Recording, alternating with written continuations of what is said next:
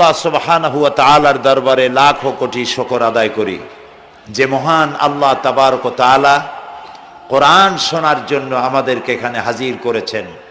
আমরা আল্লাহর শুকরার্থে বিনয়ের সাথে সেজদা অবনত চিত্তে আমরা শুকরগুজার হচ্ছি আমাদের রবের।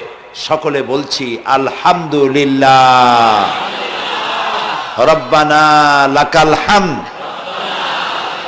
হামদান কাসীরান তাইয়্যিবান মুবারাকান ফীহি ইয়া রাব্বি লাকাল হামদু কামা ইয়ানবাগি লিজালালি ওয়াজহিকা ওয়া আযীমি সুলতানিকা।